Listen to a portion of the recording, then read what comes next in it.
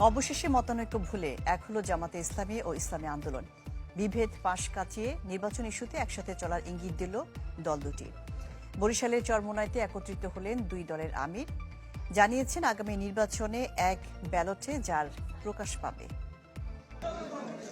দীর্ঘ মনোমালিন্য ঘুচিয়ে হাত মেলালো জামায়াতে ইসলাম ও ইসলামী আন্দোলন। মঙ্গলবার দুপুরে বরিশালে চরমোনাই মাদ্রাসা দরবারে ইসলামী আন্দোলন বাংলাদেশের আমির চরমোনাই পীর সৈয়দ মোহাম্মদ রেজাউল করিমের সাথে সাক্ষাৎ করেন জামায়াতে ইসলামের আমির ডক্টর শফিকুর রহমান। পরে তারা বৈঠক করেন। বৈঠক শেষে সাংবাদিকদের প্রশ্নের জবাবে ইসলামী আন্দোলন বাংলাদেশের আমির ও পীর বলেন, দীর্ঘদিন ধরে দেশের কয়েকটি রাজনৈতিক দল তাদের ব্যবহার করে আসছে, এখন আর তারা নিজেদের অন্যের ব্যবহার হতে চান না। আমরা কারো সিঁড়ি হব না, আমরা পরগাছা হব না, আমরা নিজেরাই ইসলামের পক্ষে একটা শক্তি অর্জন করব এবং ইসলামী শক্তি নিয়ে আপনার বাংলাদেশের ক্ষমতার মস্তরে এটা থাকবে। আগামী নির্বাচনে তারা এক হওয়ার ইঙ্গিত দেন জামায়াতে ইসলামী আমির ডক্টর শফিকুর রহমান।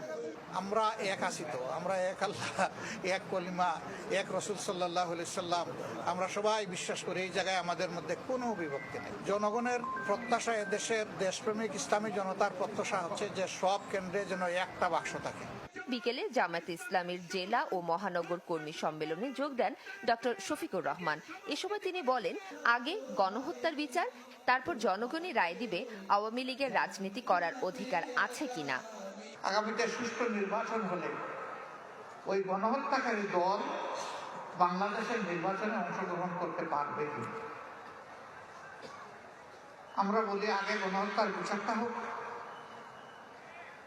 ক্ষতিগ্রস্ত লোকেরা আগে তাদের ইনসাফটা পান, তারপরে তারাই রায় দিবে যে ওনারা এই দেশে রাজনীতি করার অধিকার রাখেন কিনা।